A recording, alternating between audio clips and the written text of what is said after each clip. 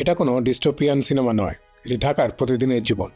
এখানে বাতাস এতটাই বিষাক্ত যেন প্রত্যেকে প্রতিদিন একটা সিগারেটের প্যাকেটের সমান ধূমপান করছে। স্বাগতম ঢাকায়, পৃথিবীর সবচেয়ে দূষিত শহরগুলোর একটি। এই ভিডিওতে আমরা দেখব কেন ঢাকা তার নিজের স্মগ, নিজের ধোঁয়া এবং পলিউশনে শ্বাসরুদ্ধ হচ্ছে, এবং শহর ও এর মানুষকে বাঁচাতে কি করা সম্ভব।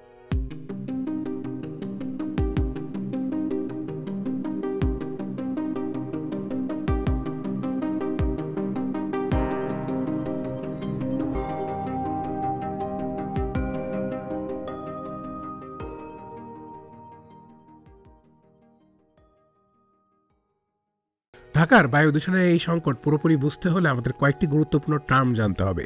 পিএম এবং একিউআই, এগুলো আসলে কি এবং কেন এগুলো এত গুরুত্বপূর্ণ। পিএম মানে হলো পার্টিকুলেট ম্যাটার, যা বাতাসে ভাসমান ছোট ছোট কণিকা এবং তরল ড্রপলেটের মিশ্রণ।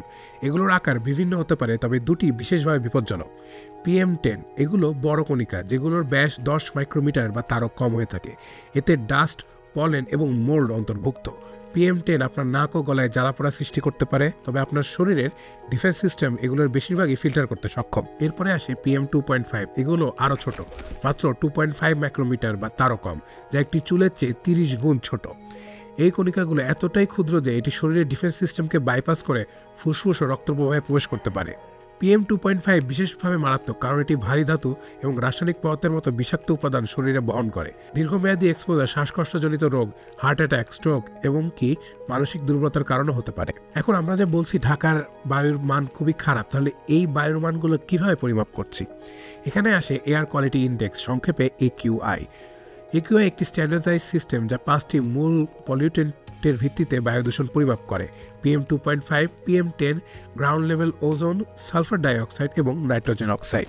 প্রতিটি দূষকের জন্য একটি সাব ইন্ডেক্স নির্ধারণ করা হয় এবং সবচেয়ে বেশি সাব ইন্ডেক্সটি সেই স্থানের AQI ভ্যালু নির্ধারণ করে। এই AQI-গুলো কীভাবে ক্যালকুলেট করা হয়? সেন্সরগুলো এই pollutant concentration real time monitor করে। PM2.5 এর ক্ষেত্রে AQI নির্ধারণ করা হয় 24 ঘন্টার গড় কনসেন্ট্রেশনের ভিত্তিতে, যা মাইক্রোগ্রাম প্রতি ঘনমিটার এই এককে প্রকাশ করা হয়।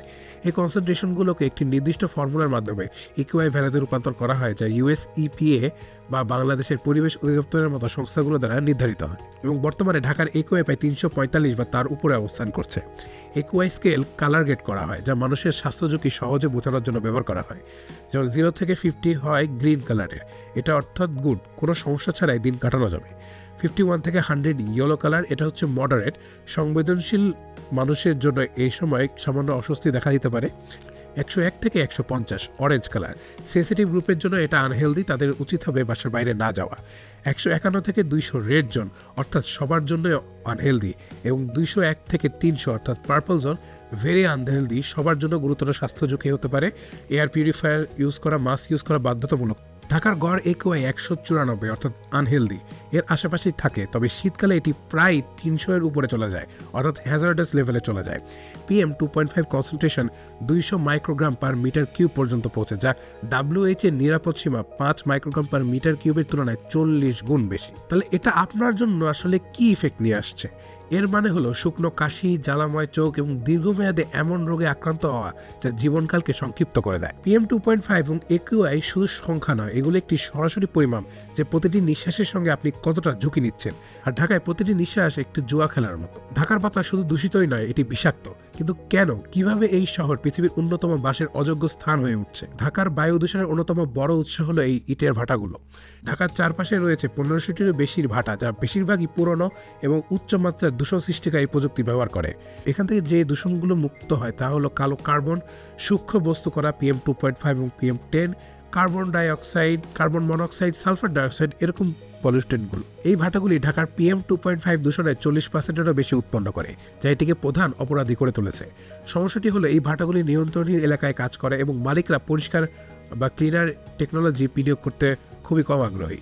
আধুনিক ভাটাগুলিতে জিগজ্যাগ টেকনোলজি ব্যবহার করা হয়, যা দূষণ 70% পর্যন্ত কমাতে পারে, কিন্তু খরচ এবং নিয়ন্ত্রণের অভাবে এটি বাস্তবায়ন করা হচ্ছে না। Number 2, construction. ঢাকায় দ্রুত আরবানাইজেশন হচ্ছে, কিন্তু এই নির্মাণের জোয়ারের কারণে সৃষ্টি হয়েছে ধুলার মহামারী। প্রতিটি নতুন ভবন, প্রতিটি রাস্তার কাজ বিশাল পরিমাণে পার্টিকেল উৎপন্ন করছে। ধুলার দূষণের উৎসগুলো হচ্ছে উন্মুক্ত সিমেন্ট এবং বালির স্তূপ, পুরনো ভবনের নিয়ন্ত্রণহীন ভাঙচুর, নির্মাণ সামগ্রী নিয়ে যাওয়া ট্রাকগুলোর উপর ঢাকনা না থাকা। এই অনিয়ন্ত্রিত নির্মাণ কার্যক্রম PM10 দূষণে উল্লেখযোগ্য ভূমিকা রাখে, যা আপনার ফুসফুস এবং চোখের জন্য ক্ষতিকর। সবচেয়ে খারাপ ব্যাপার, এই সমস্যাগুলো মোকাবেলায় কোনো কঠোর নিয়ম নেই। নাম্বার 3, যানজট এবং যানবাহনের দূষণ। ঢাকার রাস্তা একটি বিশৃঙ্খল অবস্থায় রয়েছে, যেখানে 12 লাখেরও বেশি যানবাহন একটি ছোট শহরের জন্য তৈরি অবকাঠামোর মধ্যে চলছে। এর বেশিরভাগই পুরনো মডেল, যা উচ্চ সালফার ডিজেল ব্যবহার করে। যানবাহনের দূষণ PM2.5 এর 15%-এর জন্য দায়ী। যানজট, ঘন্টার পর ঘন্টা যানবাহন স্ট্যান্ড বাই অবস্থায় থাকে, যা বাতাসের আরও অনেক বেশি পরিমাণে দূষণ ঘটায়। যদি কঠোর এমিশন স্ট্যান্ডার্ড এবং উন্নত পাবলিক পরিবহন ব্যবস্থা না আসে, তবে ঢাকার রাস্তা তার সবচেয়ে মারাত্মক দূষণের উৎস হিসেবেই থেকে যাবে। খোলা অবস্থায় আবর্জনা পোড়ানো। ঢাকায় প্রতিদিন 6,000 টনের বেশি আবর্জনা উৎপন্ন হয় এবং যার একটি বড় অংশই খোলা জায়গায় পোড়ানো হয়। এই প্রক্রিয়াটি ডাইঅক্সিন, ফিউরার এবং সূক্ষ্ম বস্তু করা সহ একটি প্রাণঘাতক বিষাক্ত মিশ্রণ বাতাসে ছাড়ে। এই আবর্জনাগুলোর মধ্যে মোস্টলি প্লাস্টিক, রাবার, জৈব বর্জ্য এগুলো পোড়ানো হয়। এটি কেবল পরিবেশগত সমস্যা নয়, এটি একটি জনস্বাস্থ্য সংকট।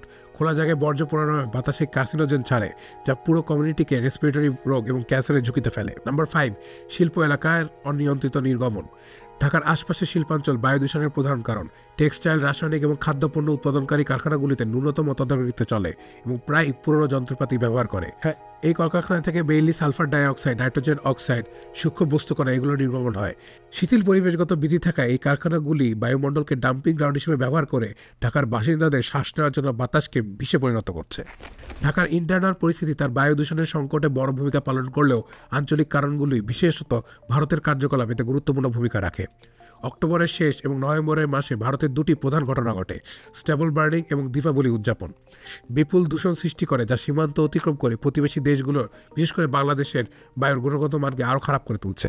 ভারতের পাঞ্জাব, হরিয়ানা, উত্তরপ্রদেশ এবং মধ্যপ্রদেশের কৃষকরা প্রতি বছর ফসল কাটার পর দ্রুত জমি পরিষ্কারের জন্য কৃষিজ অবশিষ্টাংশ পোড়ায়। এই প্রক্রিয়ায় বিপুল পরিমাণে PM2.5, PM10, কার্বন মনোক্সাইড এবং অন্যান্য ক্ষতিকারক দূষণকারী বাতাসে মুক্ত হয়। স্যাটেলাইট তথ্য দেখায় যে এই ধরনের ঘটনার সংখ্যা উদ্বেগজনক হারে বাড়ছে।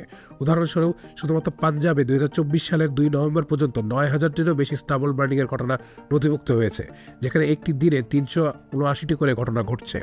এই দূষণকারী উপাদানগুলি পূর্ব দিকে প্রবাহিত হয়ে ভারতের উত্তরাঞ্চলের বায়ুর গুণগত মান খারাপ করার পাশাপাশি বাংলাদেশের দিকে প্রবাহিত হয়।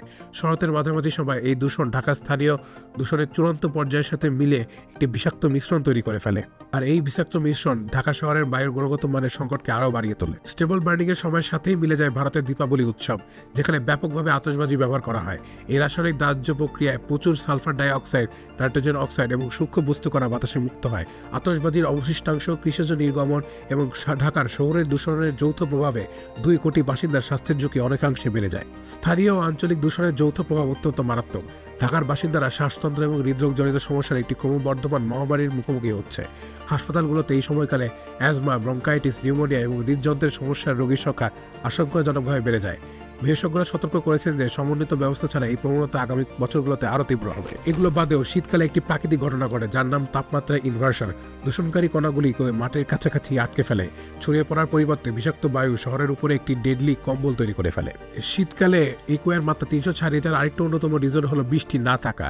নভেম্বর থেকে মার্চ মাস পর্যন্ত শুষ্ক মৌসুম পরিস্থিতি আরও খারাপ করে, কারণ দূষণকারীরা বাতাসে নিশ্চল অবস্থায় থাকে। ঢাকার বায়ু দূষণ শুধু পরিবেশগত সংকট নয়, এটা একটি স্বাস্থ্যজনিত জরুরি অবস্থা এবং অর্থনৈতিক বোঝা যারা নিয়ন্ত্রণের বাইরে চলে যাচ্ছে। রোগবালাই থেকে শুরু করে উৎপাদনশীলতা হ্রাস পর্যন্ত দূষিত বায়ুর এই মূল্য বাংলাদেশ বছরের পর বছর ধরে দিয়েই যাচ্ছে। ঢাকার দূষিত বায়ুর স্বাস্থ্যগত প্রভাব ব্যাপক এবং বিধ্বংসী, বিশেষত শহরের সবচেয়ে ঝুঁকিপূর্ণ জনগণের জন্য, শিশু এবং বৃদ্ধ। ঢাকা শহরের প্রতি 4 শিশুর মধ্যে একটি হাঁপানির লক্ষণ প্রদর্শন করে, যা বিশ্বব্যাপী 10টি শিশুর মধ্যে একটি তুলনায় অনেক বেশি। সূক্ষ্ম কণিকা PM2.5 ফুসফুসে গভীরভাবে প্রবেশ করে, যা দীর্ঘমেয়াদী ক্ষতি করে। বায়ু দূষণ শুধু ফুসফুসের জন্য নয়, গবেষণায় দেখা গেছে যে ঢাকা শহরের ভারী ধোঁয়ার সময় হৃদরোগ এবং স্ট্রোকের ঝুঁকিও 20% বৃদ্ধি পায়। PM2.5 এর দীর্ঘমেয়াদী সংস্পর্শ মস্তিষ্কের সঞ্চালন এবং স্নায়ুতন্ত্রের ক্ষতির সাথে সম্পর্কিত। প্রাথমিক গবেষণায় দেখা গেছে যে বায়ু দূষণ অ্যালজাইমার্স রোগের মতো রোগগুলোকেও ত্বরান্বিত করতে পারে। 2024 সালে বিশ্ব স্বাস্থ্য সংস্থা একটি গবেষণায় ঢাকা শহরের বিষাক্ত বায়ু এবং ফুসফুস ক্যান্সারের বৃদ্ধির মধ্যে একটি সম্পর্ক প্রকাশ করেছে, এমনকি অদম্পায়ী ব্যক্তিদের মধ্যেও। ঢাকা শহরের ধোঁয়া ভরা পরিবেশে জীবনযাপন করার মানসিক চাপ কম কিছু নয়। গবেষণায় দেখা গেছে যে বায়ু দূষণ বৃদ্ধি পেলে বিষণ্ণতা এবং উদ্যোগের মতো প্রবণতা বৃদ্ধি পায় এবং শিশুদের মস্তিষ্কের উন্নয়নে নেতিবাচক প্রভাব পড়ে। বায়ু দূষণ শুধু মানুষের জীবন থেকে প্রতি বছরই চুরি করছে না, বরং তারা যেসব মুহূর্তে বেঁচে থাকে তার গুণগত মানও কমিয়ে দিচ্ছে। দূষিত বায়ুর অর্থনৈতিক খরচ শুধু চিকিৎসা খরচের মধ্যে সীমাবদ্ধ নয়, এটি শিল্প উৎপাদনশীলতা এবং জাতীয় প্রবৃদ্ধিকেও ক্ষতিগ্রস্ত করছে। সরাসরি স্বাস্থ্যসেবা খরচ। শীতকালে ঢাকার হাসপাতালগুলিতে শ্বাসযন্ত্রের রোগীর সংখ্যা 50% বৃদ্ধি পায়। স্বাস্থ্যসেবা ব্যবস্থা, যা ইতিমধ্যে চাপের মধ্যে, দূষিত বায়ু সম্পর্কিত রোগের চিকিৎসা করা থেকে অতিরিক্ত খরচ বহন করে। পরিবারগুলি প্রতি বছর দূষিত বায়ুর কারণে রোগের চিকিৎসায় কোটি কোটি টাকা খরচ করে, যার মধ্যে ঔষধ, হাসপাতালে ভর্তির খরচ এবং পরীক্ষার খরচ অন্তর্ভুক্ত। একটি 2023 সালের গবেষণায় দেখা গেছে যে বাংলাদেশ পরিবারগুলি প্রতি বছর তাদের আয়ের 7% দূষণ সম্পর্কিত খরচে ব্যয় করে। এয়ার পলিউশন রিলেটেড রোগের কারণে প্রতি বছর হাজার হাজার কর্মী কর্মস্থল ছেড়ে চলে যায়, যার ফলে বিভিন্ন খাতে উৎপাদনশীলতা হ্রাস পাচ্ছে। গবেষণায় দেখা গেছে যে উচ্চ EQI স্তরের দীর্ঘমেয়াদী সংস্পর্শ কর্মীদের বুদ্ধিমত্তার উপর নেতিবাচক প্রভাব ফেলছে, যার ফলে ঢাকার শ্রমশক্তির দক্ষতা কমে যাচ্ছে। বাংলাদেশের সবচেয়ে বড় রপ্তানি খাত হিসেবে গার্মেন্টস শিল্পকর্মী অনুপস্থিতি এবং কর্মদক্ষতা হ্রাসের কারণে ক্ষতিগ্রস্ত হচ্ছে, যার মধ্যে ডেলিভারি বিলম্ব এবং আর্থিক ক্ষতি অন্যতম। ঢাকার খারাপ বায়ুর গুণমান আন্তর্জাতিক এবং দেশীয় পর্যটকদের আটকায়, যার ফলে প্রতি বছর কোটি কোটি ডলার হারাচ্ছে বাংলাদেশের অর্থনীতি।